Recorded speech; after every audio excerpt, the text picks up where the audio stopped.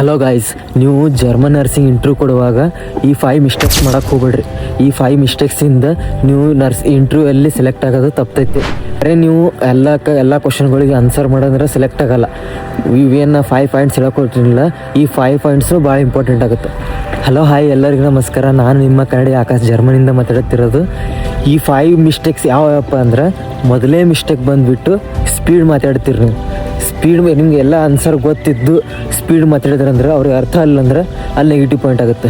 ಅದಕ್ಕೆ ಆರಾಮಾಗಿ ಕೂಲಾಗಿ ಸ್ಲೋ ಮಾತಾಡ್ರಿ, ಅವ್ರಿಗೆ ಅರ್ಥ ಆಗಂಗೆ ಮಾತಾಡ್ರಿ, ಅಲ್ಲಿ ಪ್ಲಸ್ ಪಾಯಿಂಟ್ ಆಗುತ್ತೆ. ಎರಡನೇ ಮಿಸ್ಟೇಕ್ ಬಂದುಬಿಟ್ಟು, ನೀವು ಆಲ್ರೆಡಿ ಆನ್ಸರ್ ಪ್ರಿಪೇರಾಗಿ ಬಂದಿರ್ತೀರಿ, ಅದನ್ನು ಅಲ್ಲಿ ನೆನೆಸ್ಕೊತ ಹೇಳ್ತಿರ್ತೀರಿ. ಅವಾಗ ಅದು ನೆನಪಾಗಲ್ಲ. ಅವಾಗ ನೀವು ಸ್ಟ್ರಕ್ ಆಗಿಬಿಡ್ತೀರಿ, ನರ್ವಸ್ ಆಗಿಬಿಡ್ತೀರಿ.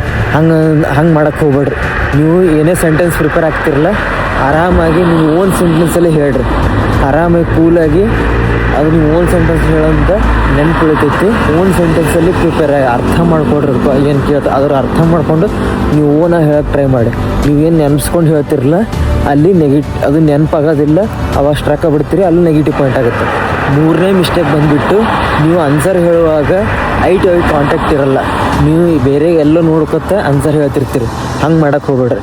ಆರಾಮ ಕೂಲಾಗಿ ನೀವು ಐ ಟು ಐ ಕಾಂಟ್ಯಾಕ್ಟ್ ಇಟ್ಕೊಂಡು ಮಾತಾಡ್ರಿ, ಅಲ್ಲಿ ಪ್ಲಸ್ ಪಾಯಿಂಟ್ ಆಗುತ್ತೆ. ನಾಲ್ಕನೇ ಮಿಸ್ಟೇಕ್ ಬಂದುಬಿಟ್ಟು, ನೀವು ಮಾತಾಡೋವಾಗ ಸ್ಮೈಲ್ ಇರೋದಿಲ್ಲ, ನರ್ವಸ್ನೆಸ್ ಆಗಿ ಆನ್ಸರ್ ಮಾಡ್ತಿರ್ತೀರಿ. ನಿಮ್ಮ ಮುಖದಲ್ಲಿ ಸ್ವಲ್ಪ ನಗು ಇರಲಿ. ನೀವು ಮಾತಾಡುವಾಗ ಸ್ಮೈಲ್ ಇರಲಿ ಅಂದ್ರೆ ಅದನ್ನು ನೆಗೆಟಿವ್ ಪಾಯಿಂಟ್ ಆಗುತ್ತೆ. ಅದಕ್ಕಾಗಿ ನೀವು ಏನೋ ಮಾತಾಡುವಾಗ ಯಾವಾಗಲೂ ಮುಖದಲ್ಲಿ ಸ್ಮೈಲ್ ಇರಲಿ. ಆಮೇಲೆ 5ನೇ ಬಿಗ್ ಮಿಸ್ಟೇಕ್ ಬಂದುಬಿಟ್ಟಪ್ಪ ಏನಪ್ಪ ಅಂದ್ರೆ, ಅವ್ರು ಕ್ವಶನ್ ಕೇಳಿರ್ತಾರಲ್ಲ, ಅದಕ್ಕೆ ನಾವು ಡೈರೆಕ್ಟಾಗಿ ಭಾಳ ಜನ ಆನ್ಸರ್ ಗೊತ್ತಿಲ್ಲ ಅಂತ ಹೇಳ್ತೀವಿ. ಹಂಗೆ ಎಂದು ಹೇಳೋಕ್ಕೆ ಹೋಗ್ಬೇಡ್ರಿ. ನಿಮ್ಗೆ ಅದ್ರ ರಿಲೇಟೆಡ್ ಏನೇ ಗೊತ್ತಿದ್ರೂ ಟ್ರೈ ಮಾಡಿರಿ, ಏನೋ ಒಂದು ಹೇಳೋಕೆ ಟ್ರೈ ಮಾಡಿರಿ. ಬಟ್ ಐ ಡೋಂಟ್ ನೋ ಅಂತ ಎಂದು ಹೇಳೋಕ್ಕೆ ಹೋಗ್ಬೇಡ್ರಿ.